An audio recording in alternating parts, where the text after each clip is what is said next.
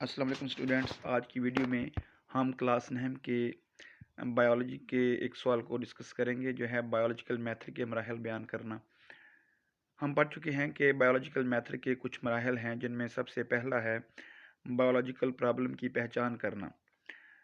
Biological problem سے مراد جانداروں سے متعلق ایسا سوال ہے جو یا تو کوئی شخص یا ادارہ بایولوجسٹ سے پوچھتا ہے یا جو بایولوجسٹ کے ذہن میں خود بخود آتا ہے۔ اگر پیپر کے اندر یہ لانگ سوال یعنی تفصیلی سوال آئے تو پھر آپ کو یہ سارے سٹیپس یا سارے مراحل لکھنا ہوں گے، یا یہ مختصر سوال کے طور پر بھی آ سکتا ہے کہ بایولوجیکل پرابلم کی تعریف کریں، تو اس صورت میں آپ یہ تعریف لکھیں گے۔ اس کے بعد یہ سوال پوچھا جا سکتا ہے کہ بایولوجسٹ بایولوجیکل میتھڈ کو کب اختیار کرتے ہیں۔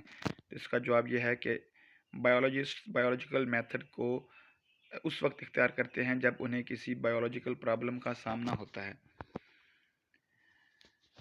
نمبر 2، دوسرا مرحلہ ہے بایولوجیکل میتھڈ میں مشاہدات کرنا۔ جب بایولوجسٹ کو کوئی پرابلم پیش کی جاتی ہے یا اس کے ذہن میں کوئی سوال آتا ہے تو وہ مشاہدات کرتا ہے۔ مشاہدات کے لیے دیکھنے، سننے، سونگھنے، چکھنے اور چھونے کی 5 حصوں کو استعمال کیا جاتا ہے۔ اگر مشاہدات کی تعریف پوچھی جائے تو اس میں آپ یہ فقرہ لکھ سکتے ہیں جو کہ 2 نمبر کا سوال ہوتا ہے۔ مشاہدات ماہیتی بھی ہو سکتے ہیں اور مقداری بھی۔ یہ آپ کو مشاہدات کی اقسام کے بارے میں پوچھا جا سکتا ہے۔ یہ پوچھا جا سکتا ہے کہ مشاہدات کتنی قسم کے ہوتے ہیں، تو مشاہدات 2 قسم کے ہوتے ہیں، ماہیتی مشاہدات اور مقداری مشاہدات۔ ماہیتی کو انگلش میں کوالیٹیٹیو آبزرویشنز کہتے ہیں اور مقداری مشاہدات کو کوانٹیٹیو آبزرویشنز کہتے ہیں۔ آگے ان کی تعریفیں بھی آ گئی ہیں، اگر تعریفیں پوچھی جائیں تو آپ ان کی تعریف لکھ سکتے ہیں۔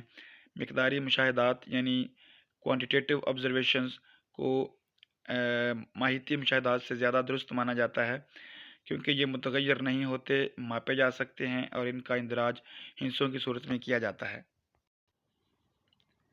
پیپر کے اندر اگر مقداری مشاہدات کی تعریف پوچھی جائے تو اس کی تعریف میں ہم یہ تعریف لکھ سکتے ہیں۔ اسی طرح اگر کوالیٹیٹیو آبزرویشنز یعنی ماہیتی مشاہدات کی تعریف پوچھی جائے تو یہ اس کے الٹ ہوگی، یعنی ماہیتی مشاہدات متغیر ہوتے ہیں، ان کو ماپا نہیں جا سکتا اور ان کا اندراج الفاظ کی صورت میں کیا جاتا ہے۔ ہمیں ایک ٹیکنیک کو یاد رکھنا چاہیے کہ بعض دفعہ 2 تعریفیں یا 2 ٹرمز یا اصطلاحات بتائی جاتی ہیں جس میں یہ بتا دیا جاتا ہے کہ ایک اصطلاح دوسرے کے متضاد ہے، اور پھر ایک اصطلاح کی تعریف بتا دی جاتی ہے، دوسرے کی تعریف نہیں بتائی جاتی، تو دوسری اصطلاح کی تعریف ہم اسی اصطلاح کے جو متضاد معنی ہیں ان کو استعمال کرتے ہوئے اس کی تعریف لکھ دیں گے۔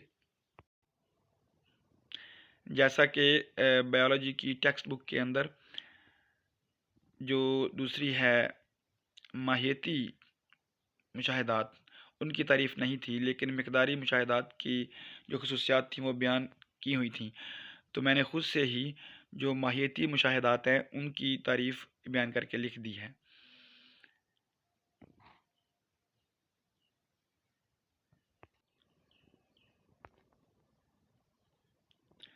اب ہم دیکھتے ہیں کہ مقداری مشاہدات اور ماہیتی مشاہدات میں کیا فرق ہے۔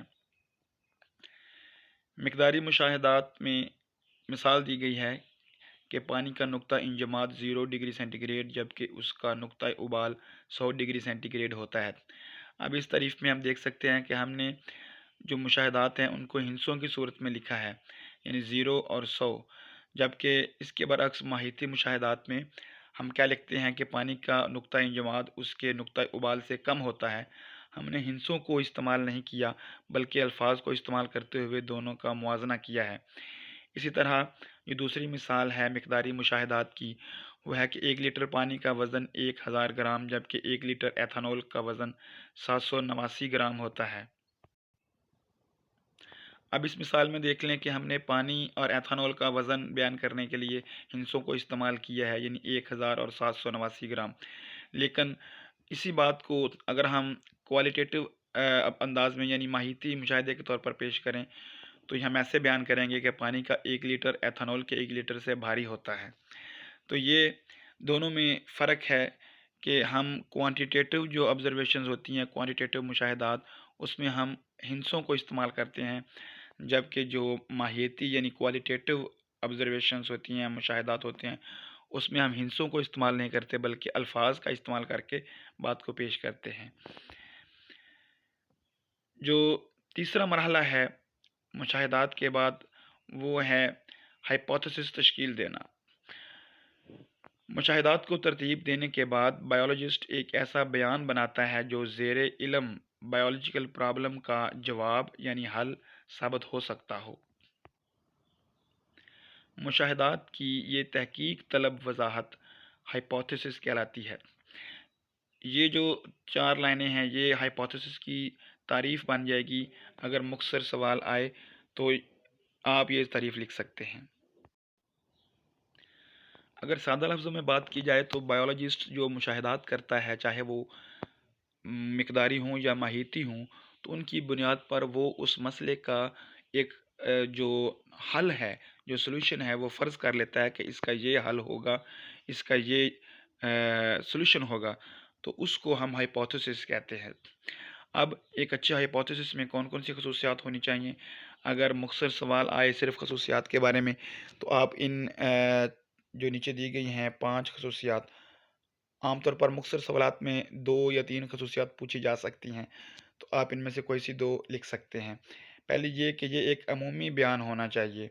عمومی بیان کا مطلب یہ ہے کہ یہ جنرل ہونا چاہیے، اس کو ہر موقع پہ اس کو استعمال ہو جانا چاہیے۔ دوسرا، یہ ایک تحقیق طلب خیال ہونا چاہیے، یعنی ایک ایسا حل ہو جس کو ٹیسٹ کر سکیں، جس پر تحقیق کر سکیں، ایسا نہ ہو کہ جس پر ہم تحقیق کر نہ سکیں۔ نمبر 3، اسے دستیاب مشاہدات سے متفق ہونا چاہیے، یعنی آسان لفظوں میں ہم یہ کہہ سکتے ہیں کہ ہمارا جو ہائپوتھیسس ہے اس کی بنیاد ہماری مشاہدات پر ہونی چاہیے، اس کے علاوہ نہیں۔ اور نمبر 4، اسے ممکن حد تک سادہ رکھنا چاہیے، یعنی جو ہائپوتھیسس ہے وہ اس کے الفاظ سادہ ہوں، جن کو سمجھنے میں آسانی ہو۔ اور نمبر 5، یہ آزمائے جانے کے قابل ہو اور اسے جھٹلانے کا امکان بھی موجود ہو، یعنی اس پر ٹیسٹ کیا جا سکے، ٹیسٹ کرنے کے بعد، تجربات کرنے کے بعد اس کے صحیح یا درست ہونے کا فیصلہ کیا جا سکے۔ ہائپوتھیسس تشکیل دینے کے بعد جو بایولوجسٹ ہے وہ چوتھے مرحلے میں داخل ہوتا ہے، جس کو کہتے ہیں ڈیڈکشنز۔ اب اس مرحلے میں بایولوجسٹ ہائپوتھیسس سے ڈیڈکشنز نکالتا ہے۔ ڈیڈیوس کا معنی، لفظی معنی جو ہے وہ چونکہ انگلش کا لفظ ہے ڈیڈکشن، اس کا معنی ہے کوئی نتیجہ اخذ کرنا، تو اس کی یہی تعریف ہے کہ ہائپوتھیسس کے منطقی نتائج کو ڈیڈکشنز کہا جاتا ہے۔ اگر تعریف پوچھی جائے تو اس کی صرف ایک فقرے میں ہم یہ تعریف لکھ سکتے ہیں۔ ڈیڈکشنز بنانے کے لیے کسی ایک ہائپوتھیسس کو فرضی طور پر درست مانا جاتا ہے، یعنی بایولوجسٹ جو ہے جو وہ ہائپوتھیسس بناتا ہے تو اس کو وہ فرض کر لیتا ہے کہ یہی درست ہے، اور پھر اس کے بعد اس پر تجربات کرتا ہے۔ ڈیڈکشنز بنانے کے لیے اگر اور تب کی منطق استعمال کی جاتی ہے، یعنی وہ فرض کرتا ہے کہ اگر اس مسئلے کا یہ حل ہے تو پھر اس کے مزید کیا نتائج ہونے چاہیے۔ تو یہ جو بیان ہے، جو سٹیٹمنٹ ہے، وہ ڈیڈکشنز کہلاتی ہے۔ ہم اس چیپٹر میں اس کے بعد جو نئی ویڈیو ہوگی اس میں مچھر کی مثال کے ساتھ، جو ملیریا کی مثال کے ساتھ میں آپ کو سمجھاؤں گا کہ سائنسدانوں نے کیسے ملیریا کے جو وجوہات ہیں ان پہ وہ پہنچے، کیا انہوں نے مرحلہ، کیا بایولوجیکل میتھڈ استعمال کیا۔ تو اس میں جو ڈیڈکشنز انہوں نے بنائی تھیں، پہلے تو انہوں نے ہائپوتھیسس بنایا کہ یہ جو ملیریا ہے یہ مچھر کی وجہ سے ہوتا ہے، تو چونکہ مچھر کے اندر وہ پلازموڈیم ہوتا ہے، تو انہوں نے یہ ڈیڈکشنز نکالیں کہ اگر یہ ملیریا مچھر کی وجہ سے ہوتا ہے تو پھر ہر مریض کے اندر پلازموڈیم ہونا چاہیے، یعنی اگر ایسے ہے تو ایسا ہونا چاہیے۔ یہ اس طرح کا جو بیان ہوتا ہے یہ ڈیڈکشنز کہلاتا ہے۔ تو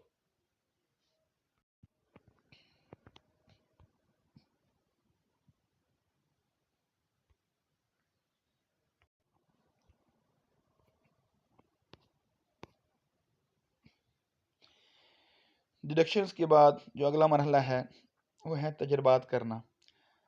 ڈکشنز بنانے کے بعد سائنسدان یا بایولوجسٹ تجربات کرتا ہے۔ بایولوجیکل میتھڈ کا سب سے اہم قدم تجربات کرنا ہے، کیونکہ اسی بنیاد پہ ہم اپنے جو ہائپوتھسس ہے اس کو درست یا غلط ثابت کر سکتے ہیں۔ بایولوجسٹ اس لیے تجربات کرتا ہے کہ جان سکے کہ ہائپوتھسس درست ہیں یا نہیں۔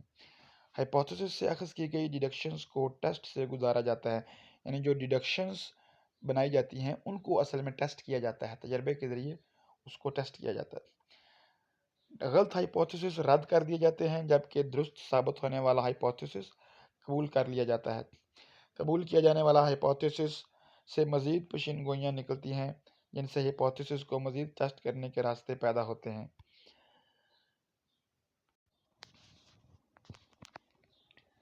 تجربات کرنے کے بعد جو نتائج حاصل ہوتے ہیں ان کو بیان کیا جاتا ہے۔ بایولوجسٹ تجربات سے حاصل ہونے والا حقیقی اور مقداری ڈیٹا اکٹھا کرتا ہے۔ ہر گروپ سے حاصل ہونے والے ڈیٹا کا اوسط نکالا جاتا ہے اور ان کا شماریاتی موازنہ کیا جاتا ہے۔ اس میں یہ بات قابل غور ہے، اپنے ذہن میں رکھنا ہے کہ جو لکھا ہوا ہے ہر گروپ سے حاصل ہونے والے ڈیٹا کا اوسط نکالا جاتا ہے، تو جو تجربات کیے جاتے ہیں وہ کسی ایک جانور پہ نہیں ہوتا بلکہ ایک گروپ ہوتا ہے جن پر وہ جو ڈیڈکشنز ہے اس کو ٹیسٹ کیا جاتا ہے۔ تو جتنے بھی ہم نے گروپ بنائے ہوتے ہیں، بایولوجسٹ جتنے بھی گروپ بناتا ہے جن پر وہ اپنے ڈیڈکشنز کا ٹیسٹ کرتا ہے، جو نتائج حاصل ہوتے ہیں ہر گروپ کے نتیجے کا وہ اوسط نکالتا ہے تاکہ ایوریج کا پتہ چل سکے، اور حتمی نتیجہ کے لیے بھی بایولوجسٹ شماریاتی تجزیہ کرتا ہے۔ اس کے بعد جو آخری مرحلہ ہے وہ ہے جب اس نے بایولوجسٹ نتائج کو سیٹ کر لیتا ہے، اس کو سمری بنا لیتا ہے، تو اس کے بعد اس نتائج کو اس نے شائع کرنا ہوتا ہے، اور اسی کو نتائج کی رپورٹنگ کرنا کہتے ہیں۔ بایولوجسٹ اپنے حاصل کردہ نتائج کو سائنسی رسالہ، جسے جرنل بھی کہتے ہیں، اس میں شائع کرواتے ہیں۔ وہ ان نتائج کو قومی اور بین الاقوامی میٹنگز اور کالجوں اور یونیورسٹیز کے مباحثوں میں بھی زیر بحث لاتے ہیں۔ مقصد کیا ہوتا ہے کہ جو علم ان کو حاصل ہوا ہے، جو معلومات انہوں نے اکٹھی کی ہیں، وہ ان کو اپنے تک محدود نہ رکھیں بلکہ دوسروں کو بھی بتائیں تاکہ دوسرے بھی ان کے اس تجربات سے فائدہ اٹھا سکے۔ نتائج کو شائع کرنا یعنی ان کی رپورٹنگ کرنا سائنٹیفک میتھڈ کا ایک لازمی جزو ہے۔ اس سے دوسرے لوگوں کو موقع ملتا ہے کہ نتائج کی تصدیق کر سکیں یا ان کا اطلاق دوسرے بایولوجیکل پرابلمز کو حل کرنے کے لیے کر سکیں۔ تو ڈیئر اسٹوڈنٹس، مجھے امید ہے آپ کو یہ ویڈیو پسند آئی ہوگی۔ اگر اس سے متعلقہ کوئی سوال پوچھنا ہو تو آپ کمنٹ کر سکتے ہیں۔ آپ اس ویڈیو کو سبسکرائب کریں اور لائک کریں تاکہ مزید اس طرح کی ویڈیوز آپ کو جلد سے جلد پہنچ سکیں۔ اوکے، اللہ حافظ۔